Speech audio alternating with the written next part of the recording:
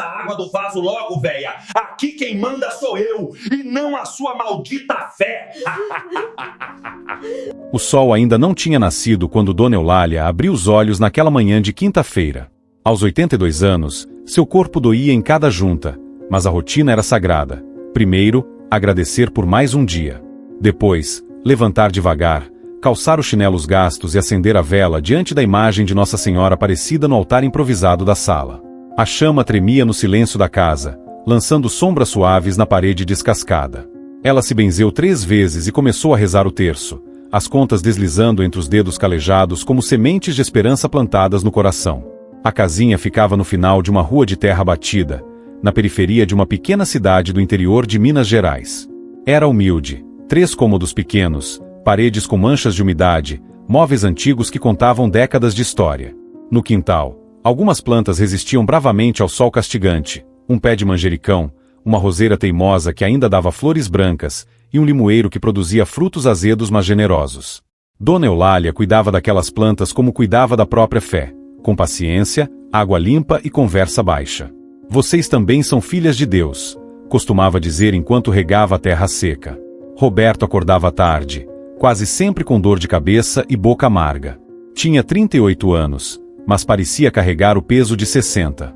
O rosto inchado pela bebida, os olhos vermelhos e fundos, as mãos trêmulas que mal conseguiam segurar o copo d'água pela manhã. Herdar aquela casa do pai, um homem trabalhador que morrera de exaustão nos canaviais, e também uma pequena pensão da mãe, fruto de anos de trabalho como empregada doméstica. Mas Roberto desperdiçava tudo. O dinheiro evaporava em cachaça barata, cigarros e apostas perdidas no bar da esquina. Ele sentia vergonha da mãe. Vergonha da simplicidade dela, da fé que ela carregava como escudo invisível, da pobreza que ambos compartilhavam. Quando os amigos de bar perguntavam onde morava, mentia. Quando alguém falava de família, mudava de assunto. E quando via a mãe rezando na sala, uma raiva surda subia do peito como bilha amarga. Reza, reza, e continua pobre, velha ridícula. Gritava, chutando a cadeira ao passar. Dona Eulália baixava a cabeça e continuava o terço, oferecendo aquela dor silenciosa à Mãe do Céu. Os vizinhos sabiam. Dona Cida, que morava na casa ao lado, escutava os gritos através da parede fina. Seu Joaquim, o aposentado da esquina, via Roberto cambaleando de madrugada, xingando a própria sombra. As mulheres da igreja cochichavam na missa de domingo. Coitada da Dona Eulália. Aquele filho é uma cruz pesada demais. Mas ninguém interferia. Medo, talvez. Ou a certeza triste de que certas dores só Deus pode alcançar. Uma noite, tudo piorou. Roberto chegou mais bêbado que o normal, arrastando os pés, batendo na porta com socos violentos. Dona Eulália correu para abrir, o coração apertado. Ele entrou bufando, os olhos injetados de ódio. Cadê a água, mulher? Tô morrendo de sede. Ela apontou para a jarra na cozinha, mas ele viu que estava vazia. E essa garrafa aqui, que se guardou feito tesouro? Ele agarrou o recipiente que ela tinha separado, água benta que o padre trouxera na visita da semana anterior. Isso aqui é para bênção, meu filho. Por favor, deixa quieto. A resposta veio em forma de gargalhada cruel. Roberto segurou a mãe pelo braço, apertando forte demais, e a arrastou até o banheiro. Dona Eulália tremia, pedindo baixinho, não faz isso, Roberto. Não faz isso com sua mãe. Mas ele estava fora de si. Apontou para o vaso sanitário e cuspiu as palavras como veneno. Bebe água do vaso, mãe. Já que Nossa Senhora é tão poderosa, que ela purifique para você. O riso dele ecoava nas paredes azulejadas, um som que parecia vir do fundo de um poço escuro. A idosa recusou, agarrando-se à porta. Roberto empurrou. Ela caiu de joelhos, e a garrafa de água benta escorregou das mãos, despedaçando-se no chão frio. A água santa se espalhou, misturando-se à poeira e ao desespero. Naquele momento, através da janela do banheiro, Dona Cida assistia tudo paralisada, a mão tapando a boca para abafar o grito. Quando conseguiu se mexer, saiu correndo pela rua, chorando sem parar, sem acreditar que um filho pudesse fazer aquilo com a própria mãe. Dona Eulália ficou ali, no chão gelado, recolhendo os cacos de vidro com as mãos trêmulas. Roberto já tinha saído, batendo a porta com força. A casa voltou ao silêncio, mas era um silêncio diferente agora. Um silêncio pesado, que parecia gritar mais alto que qualquer voz humana. Mas o que viria depois mudaria tudo. Depois daquela noite de horror, algo se rompeu dentro de Roberto. Como se tivesse atravessado uma linha invisível e agora não houvesse mais limites. A crueldade que antes vinha em explosões esporádicas tornou-se rotina. Ele acordava irritado e procurava motivos para descontar a raiva na mãe. Essa casa tá uma porcaria. Limpa isso direito, mulher. Dona Eulália, que já acordava cedo para limpar tudo antes dele levantar, limpava de novo. Em silêncio. Sempre em silêncio. Ele a tratava como serviçal. Mandava cozinhar, lavar, passar roupa. E quando a comida não estava ao gosto dele, sempre temperada com o pouco que tinham, jogava o prato na pia com estrondo. Nem comida decente você sabe fazer. Muitas noites, Dona Eulália ia dormir sem jantar, porque ele comia tudo e deixava apenas os restos. Ela guardava um pedaço de pão velho no armário e comia escondida, para não provocar mais fúria. No bar da esquina, Roberto ria da própria maldade. Seus companheiros de copo, homens também perdidos, também vazios, riam junto. Minha velha só serve para rezar e gastar o dinheiro que eu devia ter, ele dizia, levantando a garrafa. É uma parasita inútil. Fica lá com o terço na mão, pedindo milagre. Milagre seria se ela sumisse e me deixasse em paz. As risadas eram altas, mas vazias. Nenhum deles percebia que estavam rindo da própria desgraça. A vizinhança começou a evitar Roberto. Quando ele passava pela rua, as pessoas desviavam o olhar. Seu Joaquim, que antes cumprimentava todo mundo, fingia não ver. As crianças corriam para dentro de casa quando escutavam a voz dele. Dona Cida tentou conversar com o padre da paróquia, contando o que viu naquela noite terrível. O padre, um homem já idoso e cansado, suspirou fundo: vou rezar por eles. E vou tentar falar com o rapaz. Mas quando tentou visitar a casa, Roberto enxotou da porta. Sai daqui com essa sua fantasia de santo. Religião é coisa de fraco. Os filhos espirituais da igreja, comovidos pela história de Dona Eulália, organizaram uma corrente de oração. Toda terça-feira, depois da missa, rezavam um terço pela conversão de Roberto. Mas quando ele soubes, ombou alto na rua: vocês são todos fracos. A fé de vocês não dá comida, não dá poder, não dá nada. Vão rezar para outro. O escândalo se espalhou. Alguns murmuravam que aquele homem estava possuído. Outros diziam que era apenas maldade pura, a pior de todas, a maldade escolhida. Dona Eulália, por sua vez, suportava tudo em silêncio sagrado. Quando ele gritava, ela oferecia a dor. Quando ele a humilhava, ela rezava baixinho. Passava as noites em vigília, ajoelhada diante do altar onde a imagem de Nossa Senhora Aparecida já tinha sido empurrada e rachada por Roberto numa crise de raiva. A figura da Virgem estava quebrada na base, com uma fenda que atravessava o manto azul. Dona Eulália colou com cola branca, mas a rachadura permanecia, como cicatriz visível. Mãezinha, ela murmurava, passando os dedos na marca, a senhora também foi ferida por causa dos pecados dos outros. A senhora entende. Certa manhã, Roberto acordou e viu a mãe lavando o chão da cozinha. Ela cantarolava baixinho uma Ave Maria enquanto esfregava as tábuas velhas com pano encharcado. Aquilo o irritou profundamente. Cala essa boca, mulher. Ninguém quer ouvir essa ladainha. Dona Eulália parou de cantar, mas continuou limpando.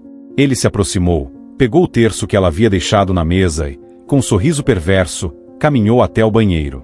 Ela levantou rápido, as pernas doendo. Não, meu filho, não faz isso.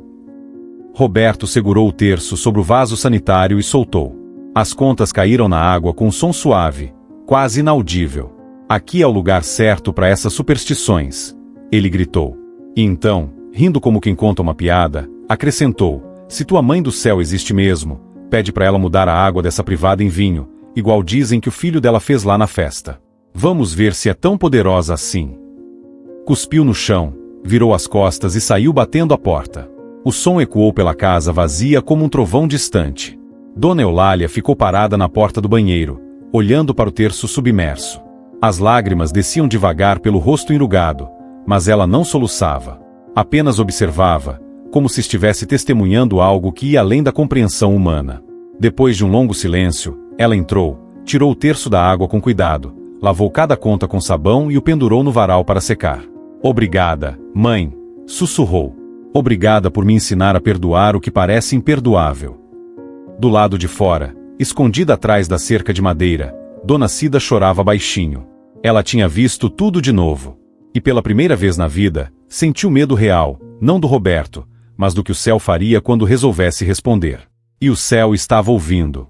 As semanas seguintes foram as mais difíceis na vida de Dona Eulália. Roberto não melhorava, pelo contrário, afundava cada vez mais na lama do vício e da raiva. Chegava tarde da noite, sempre bêbado, sempre violento com as palavras. Às vezes trazia companhias, homens sujos que riam alto, fumavam dentro de casa e olhavam para a idosa com desprezo. Essa aí é a beata da família, Roberto apresentava, e todos riam. Dona Eulália se trancava no quarto, tapava os ouvidos e rezava até adormecer exausta. A situação financeira piorou. Roberto gastava a pensão dela sem pudor. Quando sobrava algum dinheiro, escondia. Dona Eulália passou a pedir ajuda na igreja. Dona Teresa, da pastoral, trazia cestas básicas uma vez por mês. O padre deixava alguns trocados discretamente na mão dela após a missa. Não precisa devolver, minha filha.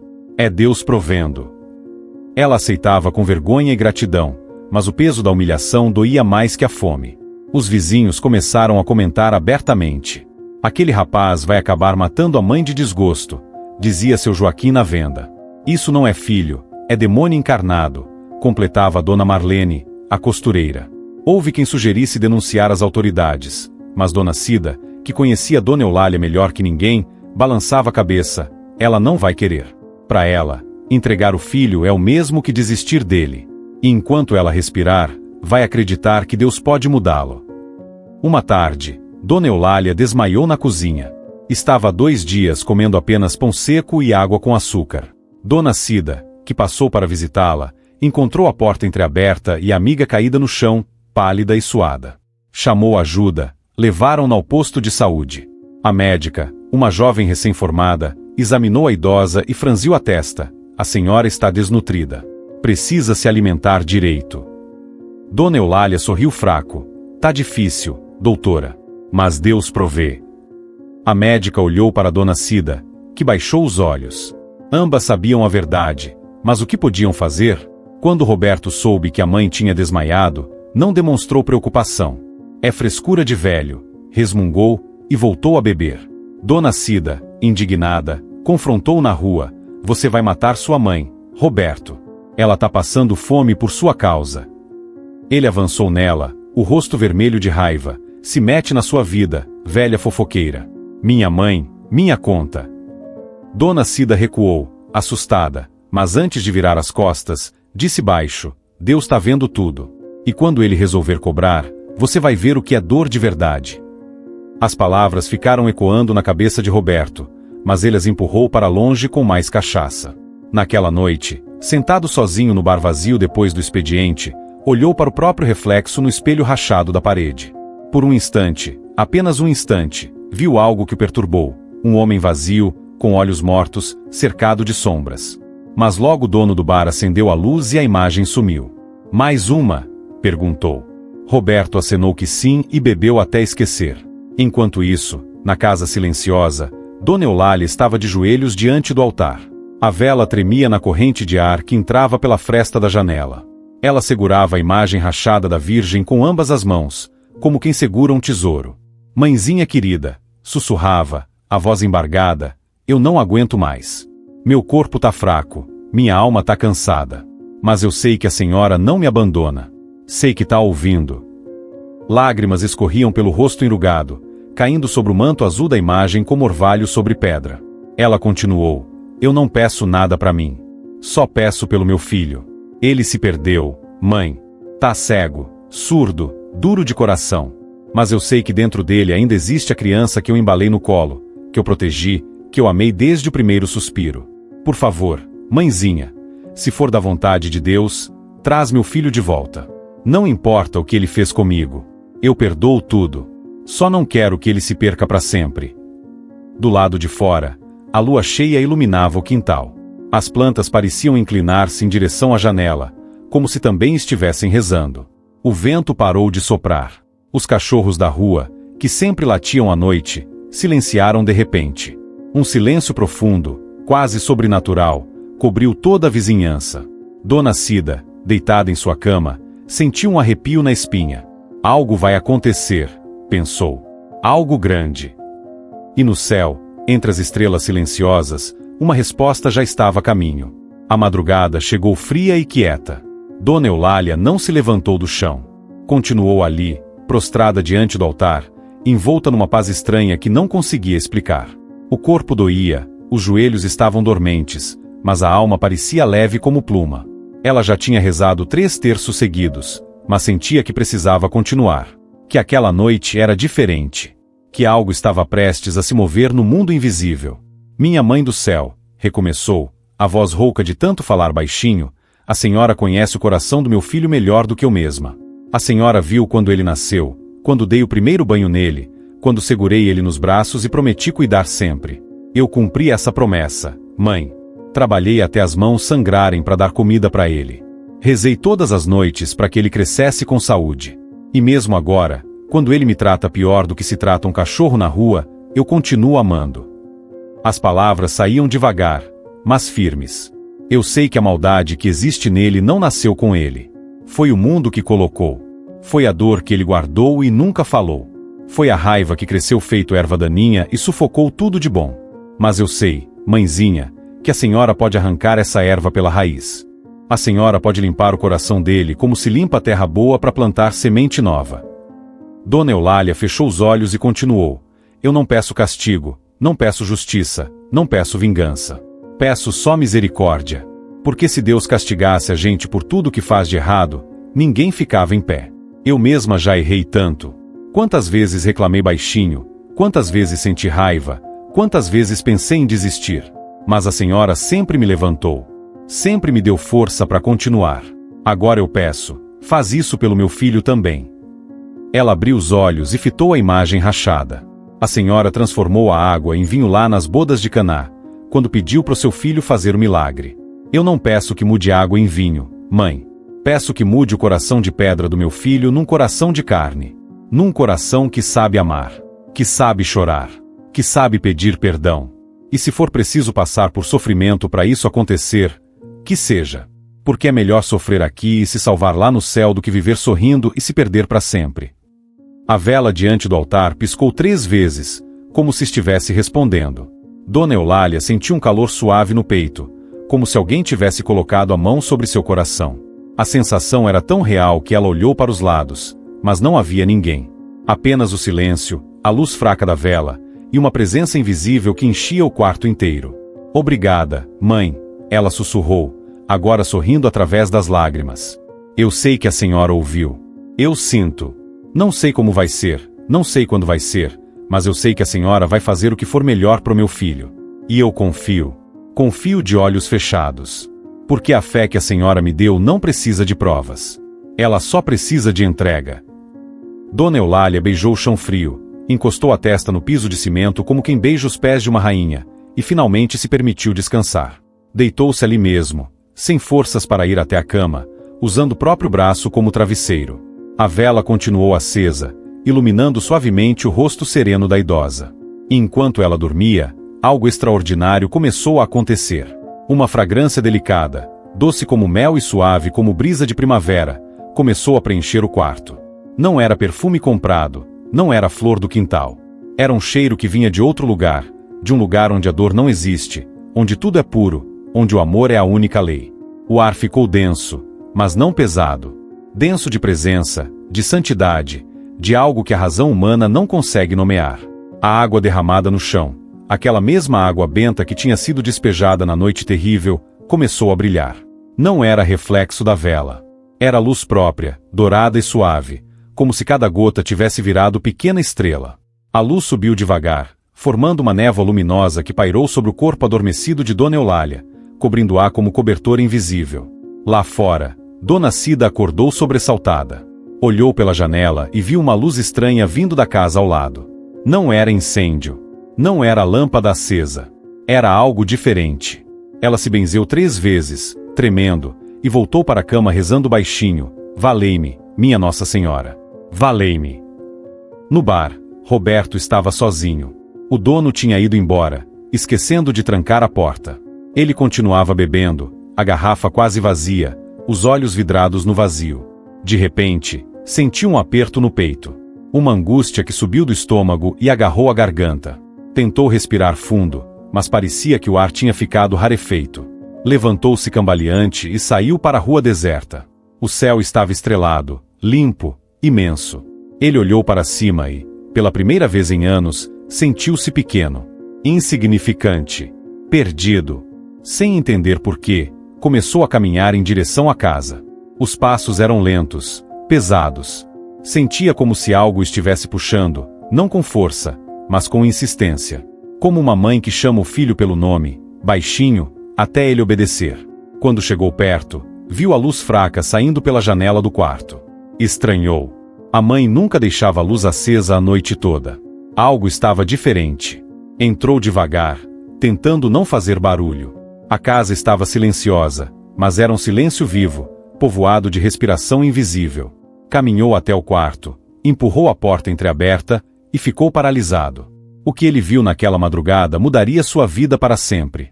Roberto ficou parado na soleira da porta, a mão ainda segurando a maçaneta, o corpo tenso como corda prestes a arrebentar. O quarto estava mergulhado numa penumbra dourada, iluminado apenas pela vela que não deveria estar acesa há tanto tempo. Mas estava, a chama ereta e firme, sem tremer, como se o vento não tivesse permissão para tocá-la. No chão, sua mãe dormia em posição de quem se entregou completamente. O rosto voltado para o altar, os braços abertos como cruz, a respiração lenta e profunda. Mas não era isso que o prendia ali, sem conseguir dar um passo. Era outra coisa. Algo que ele sentia mas não conseguia nomear. O ar do quarto estava diferente, denso, carregado, vivo. Parecia que cada centímetro daquele espaço estava ocupado por uma presença invisível, imensa, que observava tudo sem emitir som. Roberto sentiu o coração disparar. Não era medo comum. Era o tipo de medo que nasce quando a gente percebe que existe algo muito maior que a própria compreensão, algo que não pode ser controlado, manipulado ou ignorado. Ele inspirou fundo e sentiu o perfume. Doce. Intenso. Impossível de descrever. Não era jasmim, não era rosa, não era lavanda. Era tudo isso junto e algo mais. Algo que trazia memórias antigas, de quando ele era criança pequena e corria para os braços da mãe depois de um pesadelo. O cheiro de colo seguro. De abraço que protege. De amor que não desiste. Roberto balançou a cabeça, tentando espantar a sensação.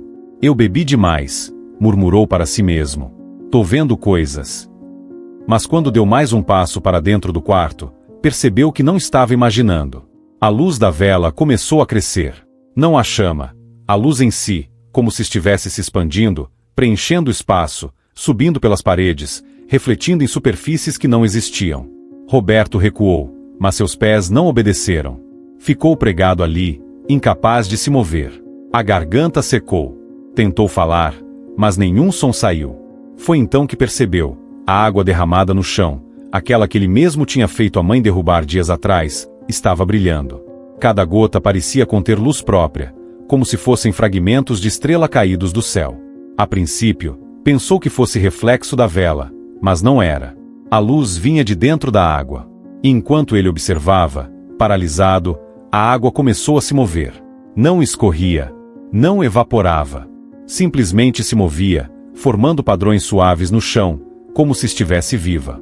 Roberto quis gritar, quis correr, mas não conseguia. Sentiu as pernas fraquejarem. Encostou-se na parede para não cair. O coração batia tão forte que ele ouvia o próprio pulso martelando nos ouvidos. Isso não é real, repetia mentalmente, tentando se convencer. Não pode ser real. Mas tudo dentro dele sabia que era. Mais real do que qualquer coisa que já tinha experimentado. Mais real do que a bebida, mais real do que a raiva, mais real do que a própria vida que ele vinha desperdiçando. O silêncio ficou ainda mais profundo. Não havia som de carro na rua. Não havia latido de cachorro. Não havia vento nas árvores. Era como se o mundo inteiro tivesse parado para testemunhar o que estava prestes a acontecer. Roberto olhou para a mãe, ainda dormindo, e sentiu algo que há anos não sentia, vontade de chorar. Mas as lágrimas não vieram. Ainda não. O coração dele ainda estava duro demais. E então, devagar, começou. A luz no quarto se intensificou, mas não machucava os olhos. Pelo contrário, era suave, acolhedora, como luz de amanhecer depois de noite longa. A presença invisível ficou mais forte. Roberto sentiu que não estava mais sozinho. Alguém estava ali. Alguém que conhecia cada pensamento seu, cada erro, cada palavra cruel. Alguém que via tudo, e mesmo assim não desviava o olhar. Ele caiu de joelhos sem perceber. Simplesmente desabou, como se um peso invisível tivesse pressionado seus ombros. E ali, ajoelhado no chão frio, tremendo inteiro, Roberto finalmente entendeu. O céu tinha ouvido o clamor de sua mãe. E agora, o céu estava respondendo. A luz continuou crescendo, preenchendo cada canto do quarto, até que tudo se tornou dourado e branco.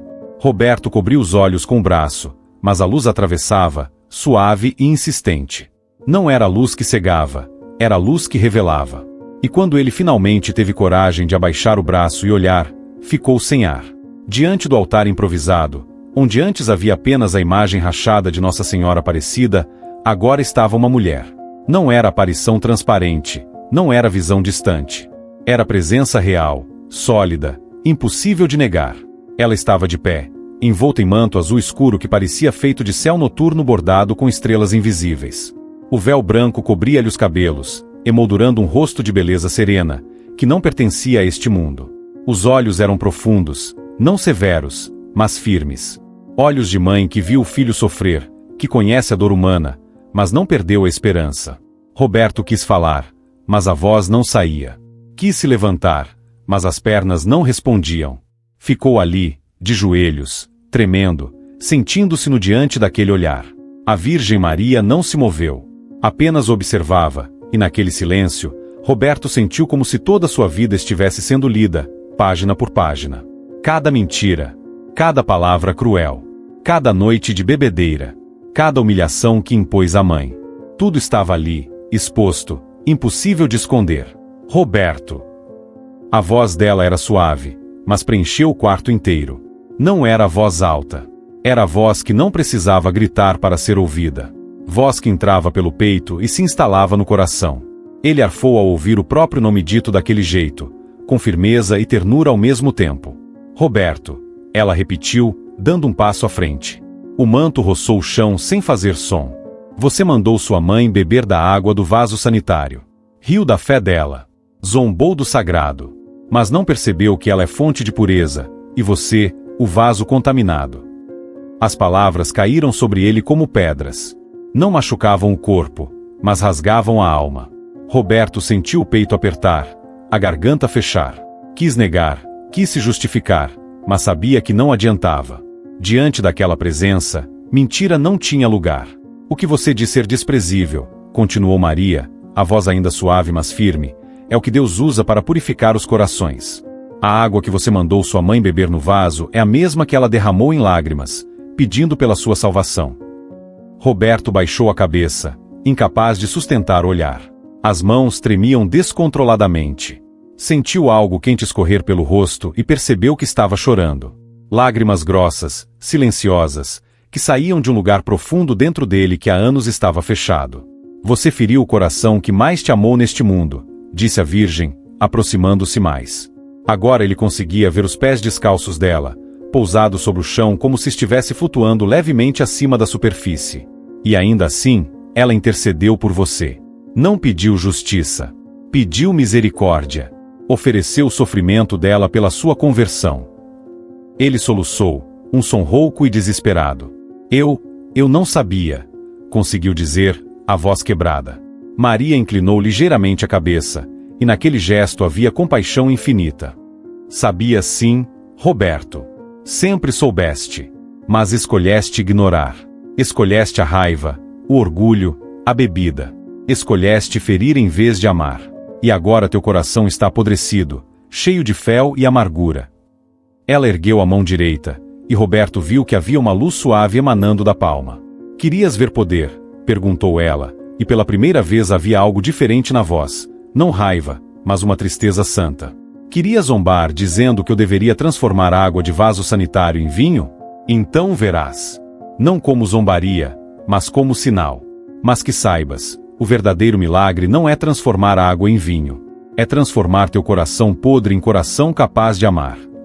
Maria voltou-se levemente em direção ao banheiro. Roberto seguiu o olhar dela e viu, através da porta entreaberta, que uma luz começava a emanar do vaso sanitário. O ar ficou carregado de eletricidade espiritual. Ele sentiu o cheiro mudar. O que antes era fétido, agora era doce, perfumado, impossível de descrever. A luz ficou mais intensa, e então ele ouviu o som de líquido se movendo, como se estivesse fervendo suavemente. Levanta, ordenou Maria, e dessa vez a voz tinha autoridade que não podia ser desobedecida. Roberto se levantou trôpego, as pernas bambas, e caminhou como autômato em direção ao banheiro. A Virgem o acompanhou, silenciosa, o manto azul deslizando pelo chão. Quando chegaram à porta, Roberto olhou para dentro e ficou sem palavras. A água do vaso sanitário tinha se transformado em vinho. Vermelho intenso, brilhante, perfumado. O odor fétido tinha desaparecido completamente, substituído por aroma doce e envolvente. Roberto caiu de joelhos novamente, desta vez dentro do banheiro, as mãos cobrindo o rosto. Não pode ser, murmurou. Não pode ser. O sangue do meu filho foi derramado para limpar a impureza dos corações, disse Maria, ajoelhando-se ao lado dele com graça que desafiava a gravidade. Se desejares redenção de verdade, bebe dele. Não como zombaria, mas como reconhecimento de que precisas ser limpo por dentro. Que precisas renascer. Com mãos trêmulas, Roberto pegou um copo que estava na pia. Mergulhou na água, não, no vinho, e trouxe até os lábios. O líquido estava morno, denso, real. Quando bebeu, o sabor era ao mesmo tempo doce e amargo. Doce como misericórdia. Amargo como vergonha. Ele bebeu tudo, sentindo o líquido descer pela garganta e se espalhar pelo peito como fogo purificador. E então, finalmente, Roberto desabou. Caiu no chão frio do banheiro e chorou como nunca tinha chorado. Chorou pela infância perdida, pelo pai que morreu cedo, pela mãe que ele destruiu aos poucos, pelos anos desperdiçados, pelas oportunidades jogadas fora. Chorou pela criatura miserável em que se transformou. E chorou porque, pela primeira vez em décadas, sentiu que talvez, apenas talvez, ainda houvesse esperança. Maria colocou a mão sobre a cabeça dele, e Roberto sentiu um calor suave se espalhar pelo corpo inteiro. Levanta, filho, ela disse suavemente. O caminho da conversão é longo e doloroso, mas eu estarei contigo. E tua mãe, que nunca desistiu, estará ao teu lado. Agora vai. Olha o que fizeste. E começa a reparar. Quando Roberto ergueu os olhos, a luz começou a diminuir. O manto azul foi ficando transparente, como névoa que se dissipa ao amanhecer. E então, tão suavemente quanto apareceu, a Virgem Maria desapareceu. Ficou apenas o perfume de rosas no ar, a vela ainda acesa no quarto, e Dona Eulália, que agora despertava devagar, abrindo os olhos com um sorriso sereno no rosto. Meu filho, ela chamou baixinho. Você está chorando? Roberto rastejou até ela, abraçou seus pés descalços, e disse a única coisa que conseguia: me perdoa, mãe. Pelo amor de Deus, me perdoa. Dona Eulália sentou-se devagar, confusa, ainda sonolenta. Olhou para o filho agarrado aos seus pés, soluçando descontroladamente, e seu coração apertou. Roberto, o que aconteceu? Ela tentou tocá-lo, mas ele apenas chorava, incapaz de formar palavras. O rosto estava inchado, molhado de lágrimas e suor, os olhos vermelhos como brasas. Parecia um homem destruído, refeito e destruído de novo. Antes que ela pudesse perguntar mais alguma coisa, Roberto sentiu algo estranho. Um formigamento na testa, exatamente onde a Virgem Maria tinha tocado antes de desaparecer.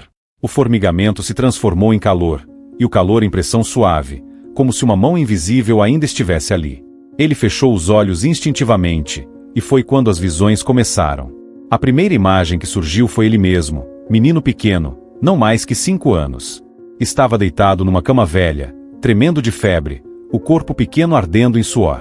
Ao lado da cama, sua mãe, mais jovem, com cabelos ainda escuros, rezava de joelhos, segurando um terço entre os dedos calejados.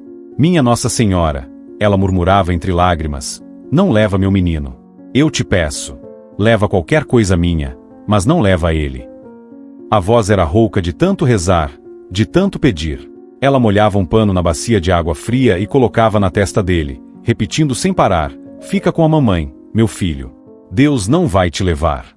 Eu não deixo. Roberto assistia a cena como espectador invisível, mas sentia tudo: o amor desesperado dela, o medo de perder o único filho, a fé que se agarrava ao impossível. Viu a madrugada virar manhã, viu a febre baixar aos poucos, viu a mãe desabar de cansaço ao lado da cama, ainda de joelhos, adormecendo segurando a mão dele. E viu algo mais, uma luz suave envolvendo ambos, como se alguém tivesse ouvido a oração e estendido as mãos para proteger. A visão mudou. Agora ele via a mãe num dia de feira, contando moedas na palma da mão. O dinheiro era pouco, mal dava para comprar o básico. Ela olhava para as frutas, para o pão, para a carne, e depois olhava para as moedas. Então, com um suspiro, comprava só o essencial para ele: leite, pão, um pedaço de carne. Para ela, ficava apenas o que sobrava: ossos para fazer caldo, farinha, batata. Roberto viu isso se repetir dezenas de vezes. A mãe comendo menos para que ele comesse mais. A mãe usando roupa velha para que ele tivesse calçado novo. A mãe acordando de madrugada para lavar roupa de ganho, para que ele pudesse estudar.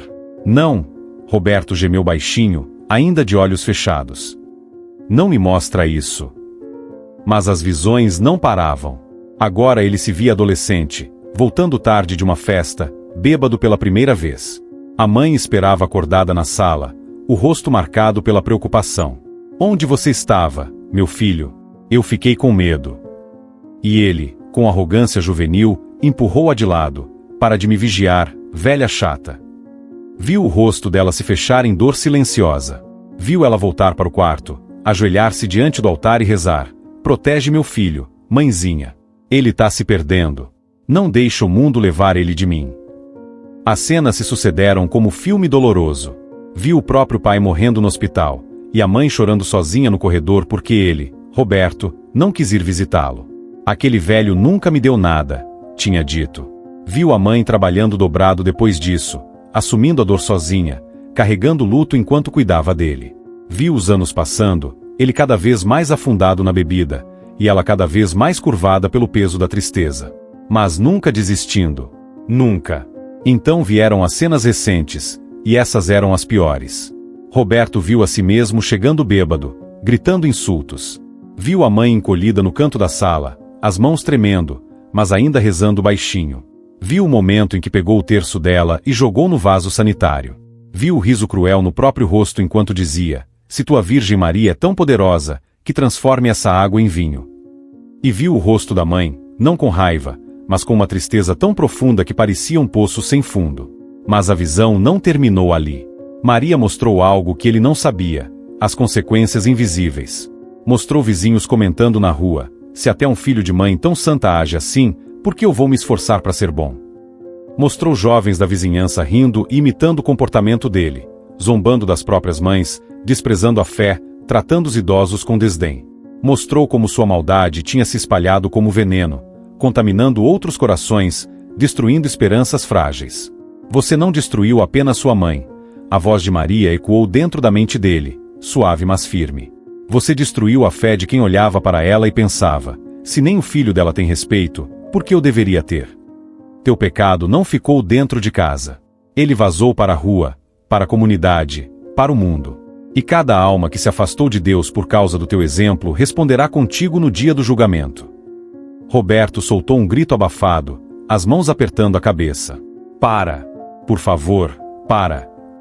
Mas a visão final ainda não tinha chegado. E essa seria a mais terrível. De repente, ele se viu velho. Muito velho. Talvez com 70, 80 anos. Estava deitado numa cama de hospital público, num quarto cinza e frio. Tubos saíam do corpo magro. A respiração era difícil, ruidosa. E ele estava completamente sozinho. Nenhuma visita. Nenhuma mão segurando a sua. Nenhuma voz dizendo que ia ficar tudo bem. Apenas o bip monótono da máquina e o cheiro de desinfetante. Viu a si mesmo tentando chamar alguém, a voz saindo fraca. Água. Por favor, água. Um enfermeiro entrou apressado, olhou ao redor e apontou para um balde sujo no canto do quarto. Vira-se aí, vô. Hoje tá corrido. E saiu. Roberto velho tentou alcançar o balde, mas não tinha forças. Ficou ali, com a língua seca, os lábios rachados, morrendo de sede e de solidão. E a última coisa que sentiu antes de tudo escurecer foi um arrependimento imenso, sufocante, mas tarde demais. A sede da alma é infinita quando não se aprende a amar, disse Maria, e sua voz estava carregada de tristeza santa. E esse será teu fim se não mudares agora. Morrerás sozinho, rejeitado, com a mesma sede que impuseste à tua mãe. Porque colhemos o que plantamos. E tu plantaste abandono, Roberto. Plantaste desprezo. E a colheita será amarga. A visão se dissipou. Roberto abriu os olhos e estava de volta ao quarto, ainda agarrado aos pés da mãe, que agora chorava junto com ele sem entender o que estava acontecendo. Ele ergueu o rosto e olhou para ela. Realmente olhou, pela primeira vez em anos. Viu as rugas profundas, os cabelos brancos e ralos, as mãos deformadas pelo trabalho, os olhos cansados mas ainda cheios de amor. Eu sou o pior dos homens. Ele soluçou, a voz saindo rouca e quebrada. O pior, mãe. Eu não mereço. Não mereço que você ainda esteja aqui. Não mereço que você tenha rezado por mim. Eu te destruí. Eu. Não conseguiu continuar. Apenas chorou, e foi um choro de criança perdida que finalmente encontra o caminho de casa. Dona Eulália, mesmo sem entender tudo, segurou o rosto do filho entre as mãos trêmulas. Meu filho, disse suavemente, eu não sei o que você viu, mas sei que a Virgem Maria esteve aqui. Eu senti. E se ela veio, foi para te salvar, não para te condenar. Ela beijou a testa dele, e Roberto sentiu naquele beijo o perdão que não merecia, mas que era dado mesmo assim. O que eu faço agora, mãe? Ele perguntou, a voz de menino pequeno. Como eu conserto o que estraguei? Dona Eulália sorriu através das lágrimas. Você começa, meu filho. Começa pelo começo. Levanta. E ama. E naquele momento, Roberto entendeu. O milagre não tinha acontecido no vaso sanitário. Tinha acontecido dentro dele. O amanhecer chegou devagar, pintando o céu de rosa e laranja. Roberto não tinha dormido.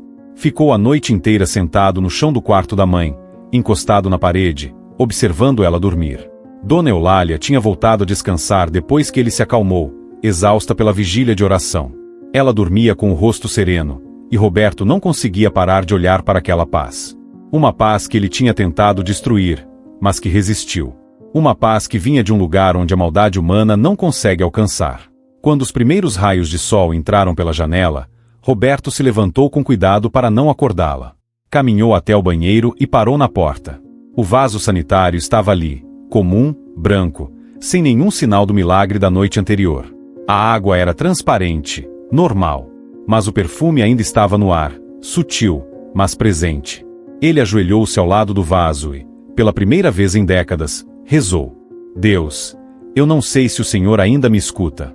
Depois de tudo que eu fiz, não sei se eu tenho direito de falar com o Senhor. Mas eu preciso tentar. Eu preciso começar de algum lugar. A voz saía fraca, envergonhada. Eu fui o pior dos filhos. Fui cruel, ingrato, cego. Destruí a pessoa que mais me amou neste mundo. E agora eu não sei como consertar. Mas eu quero tentar.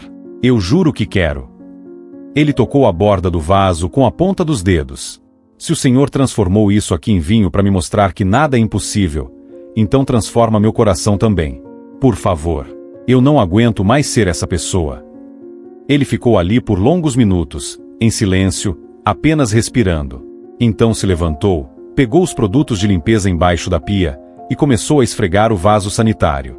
Esfregou com força, com raiva de si mesmo, com vontade de apagar toda a sujeira, a do vaso e a da própria alma. Quando terminou, o banheiro estava brilhando. Não era muito. Não consertava nada. Mas era um começo. Saiu do banheiro e foi até a cozinha. Preparou o café coado no pano, do jeito que a mãe gostava. Cortou o pão, passou manteiga, arrumou tudo numa bandeja velha. Quando Dona Eulália acordou, encontrou o café da manhã ao lado da cama e o filho sentado na cadeira, esperando. Ela regalou os olhos, sem acreditar. Você fez isso. Roberto assentiu, incapaz de olhar diretamente para ela. Eu sei que não é nada perto do que eu te devo. Mas eu queria. Eu precisava fazer alguma coisa. A voz falhou. Mãe, eu preciso te pedir perdão. De verdade. Não só com palavras. Eu preciso mostrar. Dona Eulália segurou a mão dele. Você já mostrou, meu filho. Você tá aqui. Você tá tentando. Isso já é tudo para mim. Mas Roberto balançou a cabeça. Não, mãe. Não é o suficiente. Eu te humilhei. Te tratei pior que cachorro de rua. Mandei você beber água de vaso sanitário. Ele fechou os olhos, a vergonha queimando como ferro em brasa. Então agora eu vou fazer o que eu devia ter feito desde sempre. Vou lavar seus pés. Como Jesus lavou os pés dos discípulos. Como um filho deveria honrar a mãe. Antes que ela pudesse protestar, Roberto saiu e voltou com uma bacia de água morna, sabonete e uma toalha limpa. Ajoelhou-se aos pés da cama e, com mãos trêmulas, tirou os chinelos velhos dela. Os pés de Dona Eulália estavam marcados pelos anos, calos, unhas grossas, pele ressecada, dedos tortos do tanto que trabalhou descalça. Roberto segurou aqueles pés com cuidado, como se estivesse segurando algo sagrado, e começou a lavá-los devagar. A água escorria pelos dedos dele, levando anos de sujeira invisível, não dos pés dela, mas da alma dele. Ele esfregou com suavidade, enxagou, secou com ternura. E quando terminou, beijou o dorso de cada pé, como quem pede perdão a um rei. Dona Eulália chorava em silêncio, as mãos cobrindo o rosto. Meu filho voltou, murmurava entre soluços. Meu filho voltou. Naquela manhã, Roberto não saiu de casa. Não foi ao bar. Não procurou bebida. Ficou ao lado da mãe, conversando pela primeira vez em anos. Contou sobre as visões. Contou sobre a aparição da Virgem Maria. Contou sobre o vinho no vaso sanitário. Dona Eulália ouvia tudo com os olhos arregalados, fazendo o sinal da cruz repetidas vezes. Eu sabia que ela ia ouvir, dizia baixinho. Eu sabia que minha mãezinha não ia me abandonar. Nos dias seguintes, Roberto começou a mudança prática. Pegou todas as garrafas de bebida que tinha em casa e despejou no ralo. Cada gota que descia parecia levar um pedaço da pessoa que ele tinha sido. Procurou emprego, qualquer coisa, não importava o que. Aceitou trabalho como ajudante de pedreiro, carregando massa e tijolos debaixo do sol. O corpo doía, mas a dor era bem-vinda. Era a dor que construía, não que destruía. À noite, voltava para casa cansado, mas ficava acordado conversando com a mãe. Ajudava nas tarefas domésticas. Lavava a louça. Varria o chão. Cuidava das plantas do quintal, regando-as com cuidado, lembrando-se de como a mãe sempre dizia que elas também eram filhas de Deus. E toda noite, antes de dormir, ajoelhava-se diante do altar e rezava o terço com ela. O altar ele tinha reconstruído. Comprou cola forte e passou horas colando os pedaços da imagem quebrada da Virgem. A rachadura ainda estava lá, impossível de esconder completamente, mas agora parecia diferente. Parecia cicatriz de batalha vencida. Parecia lembrança de que até o quebrado pode ser restaurado quando há amor. Uma tarde, Roberto reuniu coragem e foi até a casa de Dona Cida. Bateu na porta, o coração acelerado. Quando ela abriu, deu um passo atrás, assustada. Dona Cida, ele começou, a voz firme mas humilde, eu vim pedir perdão. A senhora viu o que eu fiz com minha mãe. Viu coisas que nenhum ser humano devia fazer. E eu queria que a senhora soubesse que eu me arrependo. De coração. Eu tô tentando mudar. Não sei se vou conseguir. Mas eu tô tentando. Dona Cida ficou em silêncio por um longo momento, estudando o rosto dele. Então, devagar, seus olhos se encheram de lágrimas. Eu rezei tanto por você, menino. Tanto. Eu pedi para Nossa Senhora te tocar. E parece que ela ouviu. Ela estendeu a mão e tocou o ombro dele. Continua, Roberto. Continua nesse caminho. E se precisar de ajuda, a gente tá aqui. Roberto saiu dali com o peito mais leve. Ainda havia um caminho longo pela frente.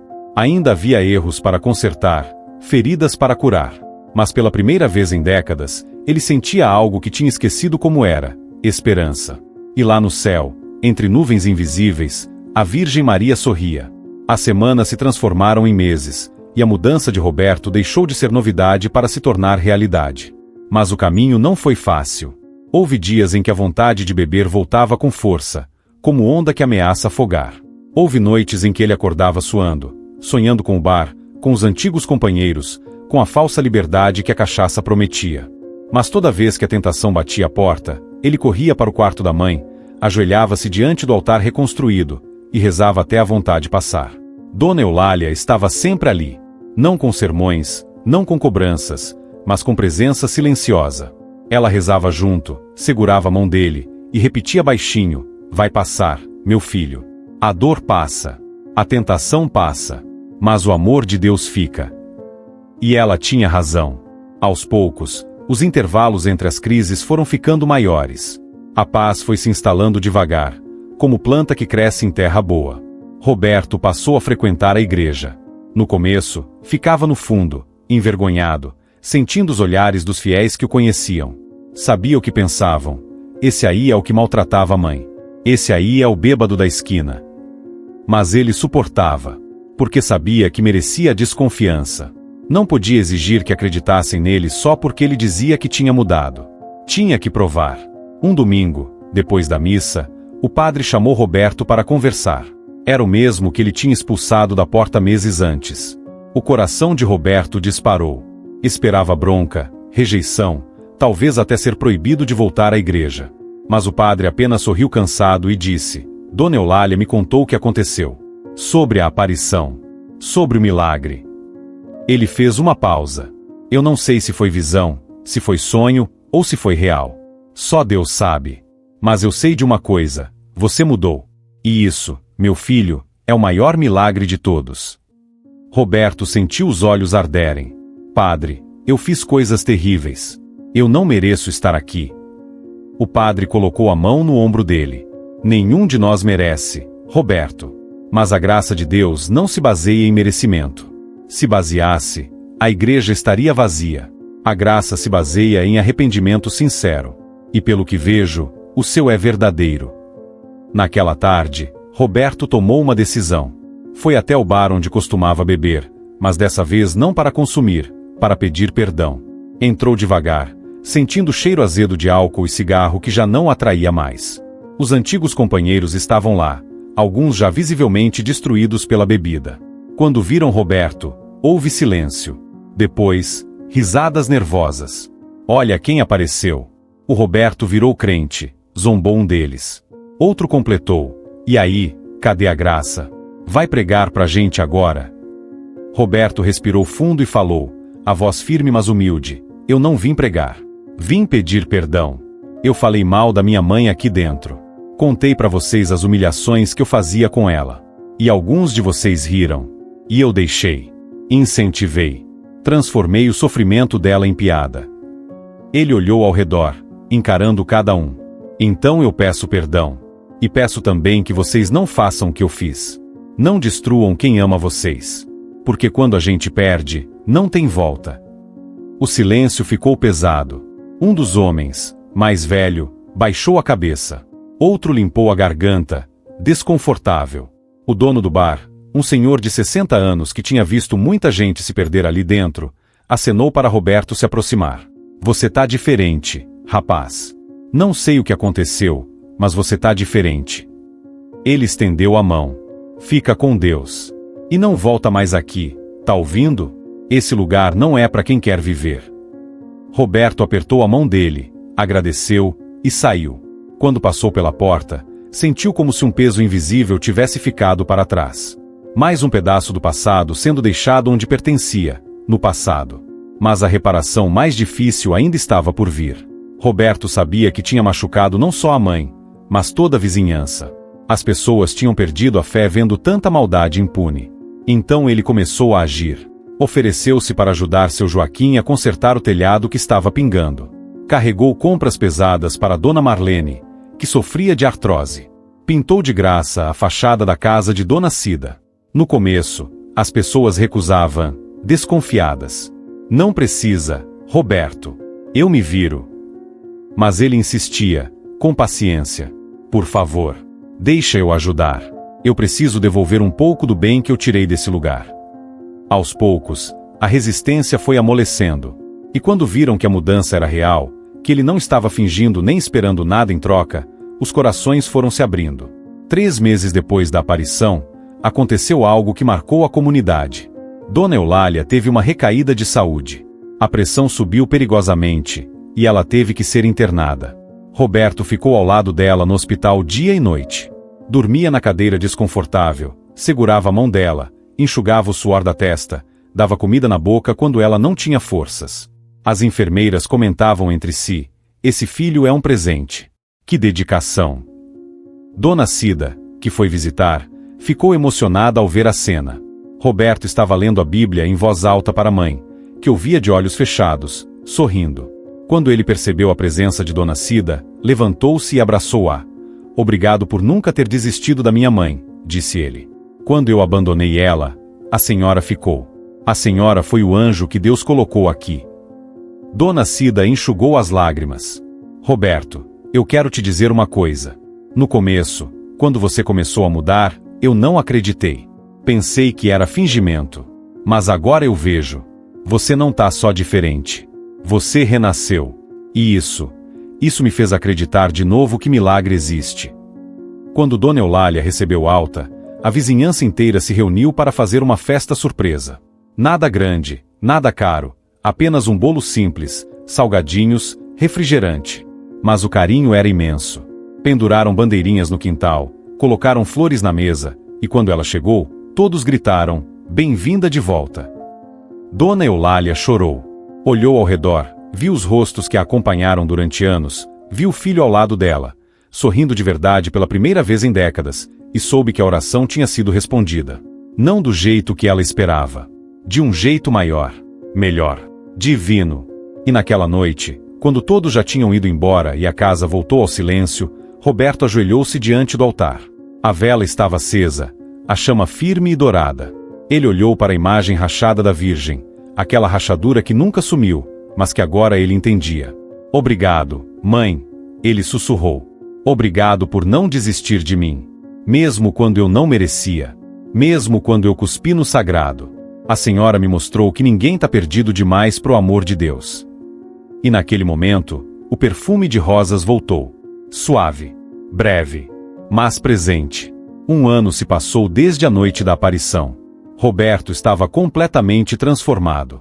Não bebia mais, não fumava, não frequentava lugares que puxavam para baixo. Trabalhava honestamente como pedreiro, e nas horas vagas, ajudava na igreja. Organizava eventos, visitava doentes, levava alimentos para famílias necessitadas. Tornou-se exemplo vivo de que conversão verdadeira é possível. A casa, que antes era lugar de tristeza e violência, tornou-se refúgio de paz. Dona Eulália vivia seus dias com alegria serena, cuidando das plantas, rezando o terço, recebendo visitas. E sempre agradecendo a Virgem Maria pela graça recebida. O altar que Roberto reconstruiu tornou-se ponto de oração para muitas pessoas. Vizinhos vinham pedir bênçãos, acender velas, desabafar. E Dona Eulália recebia todos com ternura de mãe. Certo dia, um jovem da vizinhança bateu na porta. Era Carlos, rapaz de 20 anos que estava trilhando o mesmo caminho que Roberto tinha trilhado. Bebida, drogas, desrespeito com a família. Seu Roberto, ele começou, os olhos baixos, eu preciso de ajuda. Minha mãe tá sofrendo por minha causa, igual a sua sofreu. E eu não quero esperar até ser tarde. A voz tremeu. Me ensina como você conseguiu mudar. Roberto sentiu o peito apertar. Reconheceu naquele rapaz o reflexo do que ele tinha sido. Colocou a mão no ombro dele e disse, entra, vamos conversar, e vamos rezar juntos. Naquela tarde, Carlos ouviu a história completa. A aparição da Virgem, as visões, o vinho no vaso sanitário, e principalmente, ouviu sobre arrependimento sincero e a dor do recomeço. Quando Carlos saiu, estava chorando, mas era choro de alívio. Obrigado, disse ele. Obrigado por não me julgar, por me mostrar que tem esperança. Roberto abraçou-o. Volta sempre que precisar. E quando você conseguir mudar, ajuda outro. Assim a graça vai se multiplicando. A partir daquele dia, a casa de Dona Eulália tornou-se ponto de acolhimento. Mães desesperadas traziam filhos perdidos. Esposas traziam maridos viciados.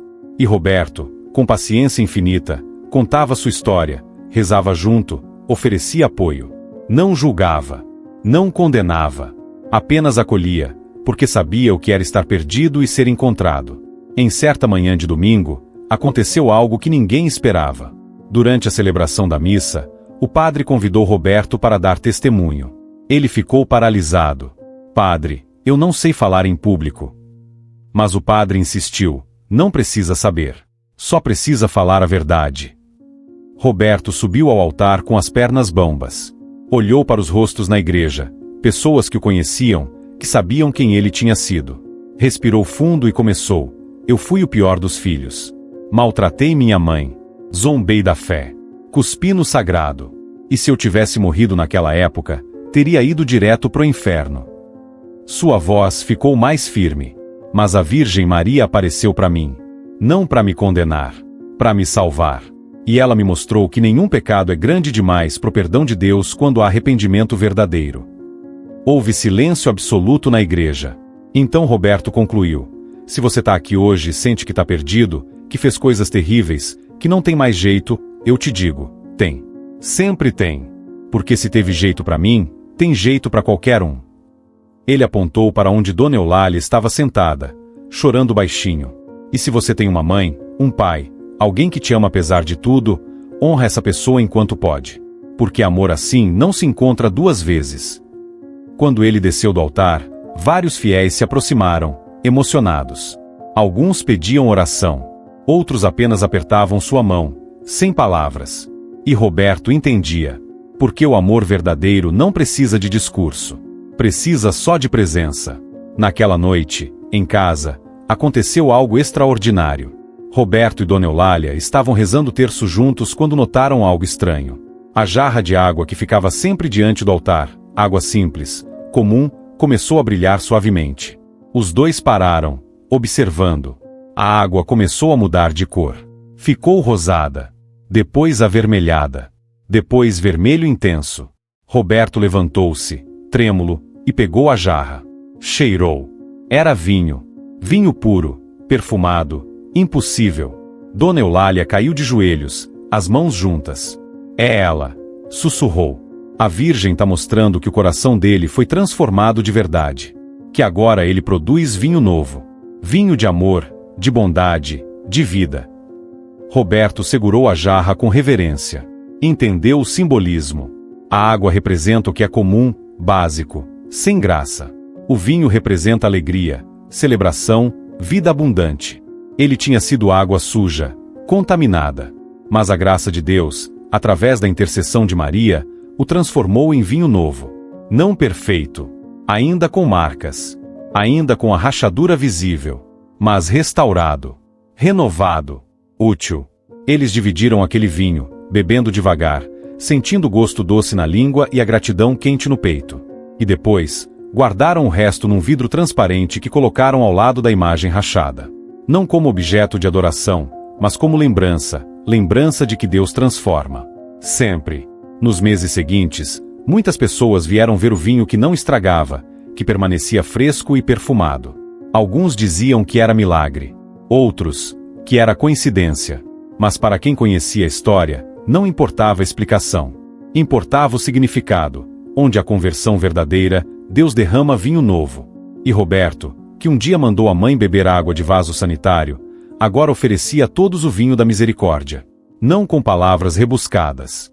Não com discursos teológicos. Mas com vida transformada, testemunho autêntico, e coração finalmente capaz de amar. 3 anos se passaram desde a noite da aparição. Dona Eulália, agora com 85 anos, vivia em paz profunda. Seu corpo estava mais frágil, mas a alma brilhava como nunca. Passava os dias no quintal, cuidando das plantas que agora cresciam exuberantes, recebendo visitas, contando histórias de fé para quem quisesse ouvir. E sempre, sempre rezando. Porque rezar, para ela, era respirar. Roberto estava ao lado dela, fiel, dedicado, grato. Nunca mais levantou a voz. Nunca mais tocou em bebida. Nunca mais esqueceu o que quase perdeu. Todas as manhãs, acordava cedo e ia ao quarto dela para agradecer. Obrigado por não desistir de mim, mãe. E ela sempre respondia sorrindo: eu nunca ia desistir. Você é meu filho. Numa tarde de setembro, Dona Eulália chamou Roberto. Estavam sentados no quintal, sob a sombra do limoeiro que agora dava frutos doces. Meu filho, ela começou, a voz suave, eu quero te pedir uma coisa. Roberto pegou a mão dela, atento. Quando eu partir, e vai ser em breve, eu sinto, quero que você continue o que começou. Ajuda as pessoas. Conta a história. Mostra que milagre existe. Não deixa ninguém desistir. Roberto sentiu as lágrimas subirem. Mãe, não fala assim. Mas ela apertou a mão dele com força surpreendente. Eu não tenho medo, meu filho. Vivi o suficiente. Vi você perdido e vi você encontrado. Minha missão tá cumprida. E quando eu for, a Virgem Maria vai me receber. Eu sei. Porque ela prometeu naquela noite que eu rezei. Ela prometeu que ia cuidar de você. E cuidou. 2 meses depois, numa manhã tranquila de novembro, Dona Eulália não acordou. Partiu dormindo, com o terço enroscado nos dedos e um sorriso no rosto. Roberto a encontrou assim e, em vez de desespero, sentiu paz. Porque sabia que ela tinha apenas voltado para casa. Para os braços da mãe que tanto amou em vida. O velório foi simples, mas cheio. A casa pequena não cabia tanta gente. Vieram vizinhos, amigos da igreja, pessoas que ela tinha ajudado, jovens que Roberto tinha acolhido. Todos com histórias de como Dona Eulália tinha tocado suas vidas. E no centro da sala, ao lado do caixão, o altar permanecia. A imagem rachada da Virgem, a vela acesa, e o vidro com vinho que nunca estragava. Depois do enterro, Roberto voltou para a casa vazia. Sentou-se diante do altar e chorou. Chorou pela mãe que se foi. Chorou pela mãe que perdoou. Chorou por tudo que tinha desperdiçado e por tudo que tinha ganhado de volta. E no meio das lágrimas, sentiu o perfume de rosas. Olhou ao redor. Não havia flores. Mas o perfume estava ali, envolvendo como abraço invisível. Ela tá bem, não tá? Perguntou ao ar. E dentro do coração, ouviu a resposta: está. E está orgulhosa de você. Roberto não parou. Continuou a missão da mãe. Transformou a casa num pequeno centro de acolhimento. Organizou grupos de oração para filhos que maltratavam os pais, para viciados em recuperação, para famílias destruídas. E toda semana, contava a história. A história do filho ingrato que zombou do sagrado. A história da mãe que rezou até os joelhos sangrarem. A história da Virgem Maria que apareceu não para condenar, mas para salvar. E a história do vinho, o vinho que Deus oferece a todos que têm coragem de se arrepender de verdade. Chamou o grupo de Vinho Novo da Graça. E o símbolo era simples, uma jarra rachada, mas cheia. Porque todos nós somos vasos rachados, marcados pela vida, pelo pecado, pela dor. Mas quando Deus enche esses vasos com sua graça, a rachadura não importa mais.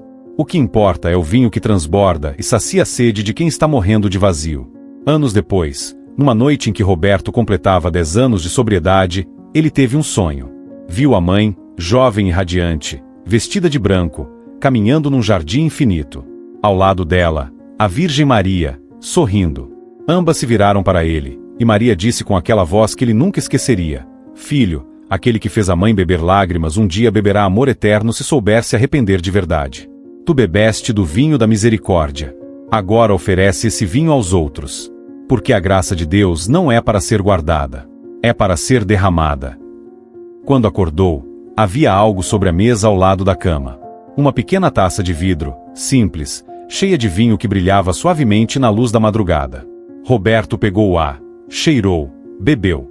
E entendeu, a promessa se cumpriu. O perdão verdadeiro transforma qualquer água da dor em vinho da graça.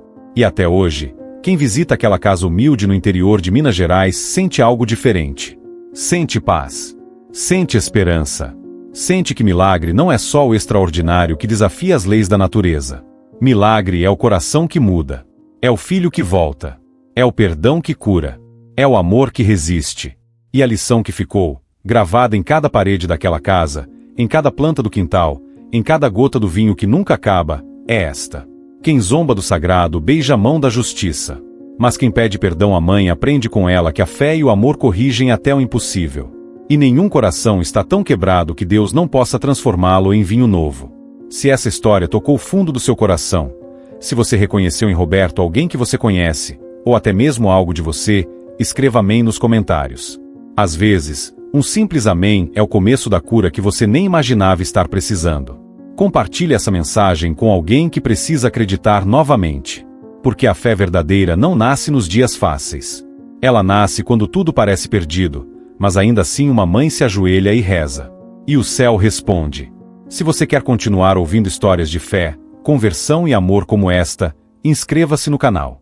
Ative o sininho. E deixe seu like para que essa mensagem alcance mais corações sedentos do vinho da graça.